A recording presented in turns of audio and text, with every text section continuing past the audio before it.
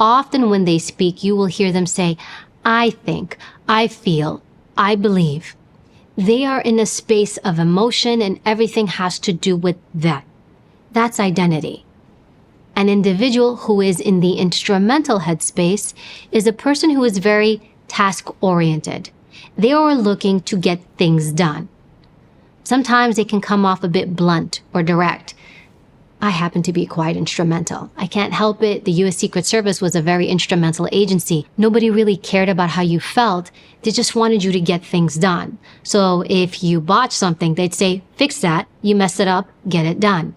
Nobody's feelings would get hurt because it was a very instrumental headspace. When you're instrumental, you're direct, you're to the point, you're very task-oriented, very little emotion there. Now here's the kicker. You need to know where people are when you're speaking to them. If somebody is identity and you're talking to them from an instrumental headspace, they're going to look at you. Why are you speaking to me like that? Why are you so blunt? Why are you so cold? And when you're instrumental, you can often run into that. Now, identity is a very emotional space. Let me give you an example. You ask your friend, hey, how's work going? And your friend starts telling you how work is going, but not from the place that you thought they would. You know, it's really hard. My boss is really difficult. I'm struggling at work. I don't know if this is where I want to go in my heart, my dreams. And, you know, I'm really struggling with this. And they start to offload. You can see they're in a very emotional space. They're turning inward. They're self-focused, and they're telling you their emotions and feelings. Now you, as a good friend, might think, hey, this is where I should come in and start to give them advice. Let me give them a solution. And maybe you give them a solution. Hey, why don't you quit? Oh, I know somebody in that field. Why don't you go check it out? Fast forward, you see your friend 2 weeks later and you ask them, hey, did you make that phone call? Or did you meet that person I referred to you? And they say no. You're thinking, why didn't you do that? You know why? Because they didn't ask you for your advice. When somebody is an identity, they just want to offload. They just want to tell you their problem, what they're suffering with or struggling with. You need to know that. It's not the, hey, you know what you should do? That's not what that is. You want to make sure that you are in the headspace of that person. Also, if you're dealing with someone in identity, you might want to think about how you deliver your message. So if I have somebody who's high identity, I may say to them, hey, I need you to redo this project. I'd like it done this way and this way. An identity person might hear, Evy doesn't like this, so she doesn't like me. An instrumental person would hear, all right, I need to redo this because obviously the write-up isn't good. Two really different headspaces. Instrumental is, boom, let's get it done, super focused. Is this more efficient? Yes, it is. Is it sometimes easier to operate in this headspace? Yes, it is. U.S. Secret Service, everything moved so fast and things were about life and death, so nobody really had time to kind of cope with someone in the identity space. Lives could be lost. People could get hurt. So everybody was very instrumental. Boom, boom, boom. Get this done. Put your feelings out of the way. Now, here's the thing. Once you know somebody's an identity, you need to adapt to that person. What I'm trying to teach you is meet people where they are. Don't try to bring people to you. You go to them. Don't take it the wrong way. This is where they're at. Meet them there. Sometimes before you can have the conversation you want, you have to have the conversation they want. I'll give you an example. A producer I work with who is fabulous often is in identity. So when I can get her on the phone and she's really busy, so it's really hard to get her on the phone, it's a miracle. And I always have a whole bunch of things I want to talk to her about, business oriented, because I am instrumental. But what happens is when we get on the phone, she wants to talk to me about her daughter. Her daughter is a teenager. She's going through a lot of things with her daughter. So on the call, we will spend about 25 minutes talking about her daughter. She knows my background. She'll ask for advice. What would you do here? How should I say this question? What should I look out for? She's just a good mom really trying to look out for her kid. What's the problem? I've got you for 30 minutes and I need to talk to you about work.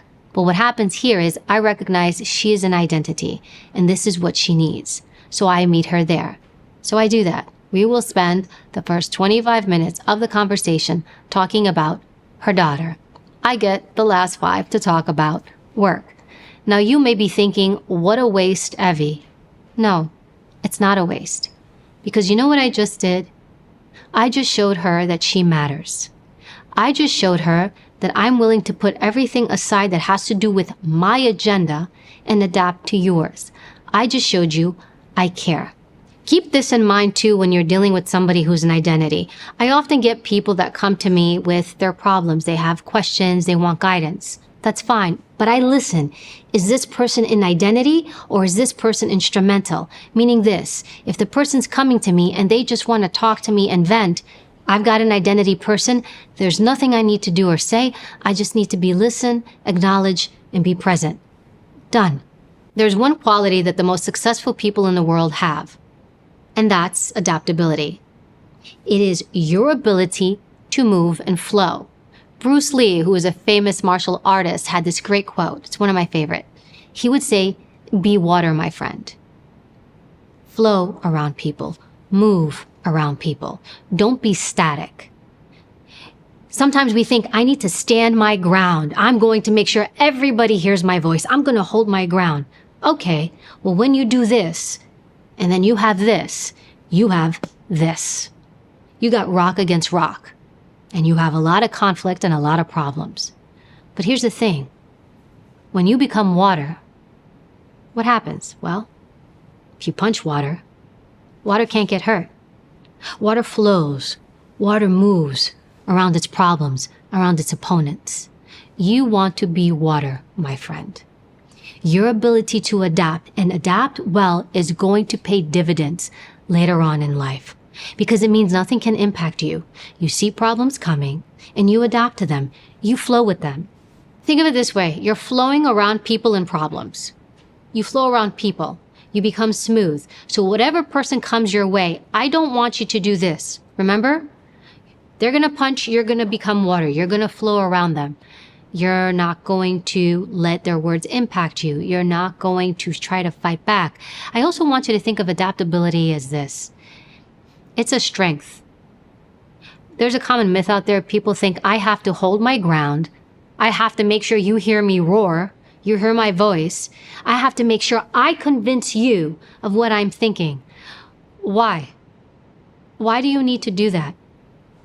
It doesn't work because you're forcing people into a position they don't want to be in. Remember that. What we want to do is to try to get people into a position they want to be in. How can I get you to follow a path that maybe you don't understand? How can I get you to see things in a different light that requires you listening, patience, and adapting to the persona that you are looking at?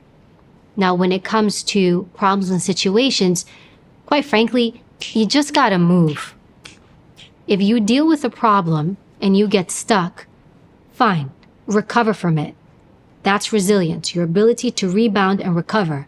However, you will get better at adapting to problems the faster you recover. The next problem comes along, we recover faster. The next problem comes along, you recover a little faster. Do you see the point? And so what happens is you're the recipient of problems, and it's almost like you're in a boxing match. Problem, boom, got it. Problem, boom. I am moving. I want you to be constantly moving and off the X. You manage these problems well. You know what else happens? People are drawn to you. You're a person who fixes problems, doesn't create them. You're a solution. I'm going to be drawn to you. I'm going to want to be around you. I'm also going to see you as a leader.